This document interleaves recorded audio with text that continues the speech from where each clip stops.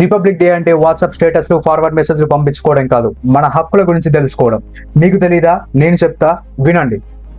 మొత్తం 28 రాష్ట్రాలు, 8 కేంద్రపాలిత ప్రాంతాలు, 22 అధికారిక భాషలు, 700కి పైగా మాతృభాషలు, 8 ప్రధాన మతాలు, 100 కులాలు, 1000 సాంప్రదాయాలు, లక్షల ఆచారాలు.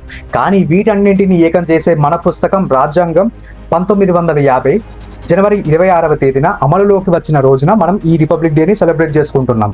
గణం అంటే సమూహం, తంత్రం అంటే పరిపాలన, ప్రజల యొక్క పరిపాలన అందుబాటులోకి వచ్చిన రోజే ఈ గణతంత్ర దినోత్సవం. రాజ్యాంగం మన కోసం 6 ప్రధాన హక్కులను కల్పించింది. దీనినే ఇంగ్లీష్లో ఫండమెంటల్ రైట్స్ అని అంటారు. ఇందులో ఫస్ట్ది right to equality, article number 14 to article number 18. నువ్వు పేదవాడివైనా పెద్దవాడివైనా, నీ కులం, మతం, జాతి, వృత్తి ఏదైనా సరే, నువ్వు చట్టం ముందు అందరం సమానమే.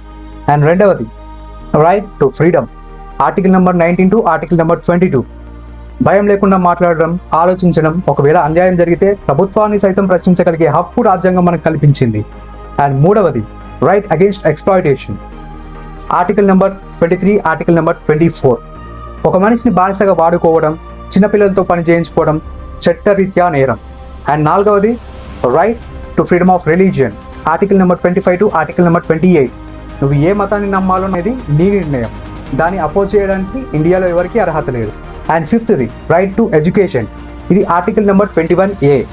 6వ సంవత్సరం నుంచి 14 సంవత్సరాల వరకు ప్రతి ఒక్క పిల్లవాడికి ఉచిత విద్య హక్కుగా కల్పించింది రాజ్యాంగం. And sixth and final one right to constitutional remedies, ఇది ఆర్టికల్ నెంబర్ 32. అంబేద్కర్ గారు దీనిని heart and soul of Indian కాన్స్టిట్యూషన్గా పరిగణించారు. ఒకవేళ మీ ఫండమెంటల్ రైట్స్లో ఎటువంటి భంగం జరిగినా సరే డైరెక్ట్గా సుప్రీంకోర్టుని ఆశ్రయించే హక్కుని కల్పించింది రాజ్యాంగం. రిపబ్లిక్ డే అంటే ఒక్కరోజు వాట్సాప్ స్టేటస్ పెట్టడం కాదు, 365 రోజులు మన హక్కులను గుర్తించుకోవడం. అది తెలుసుకున్న వాడే అసలైన స్వతంత్ర భారతీయుడు. And finally happy republic day. జై హింద్.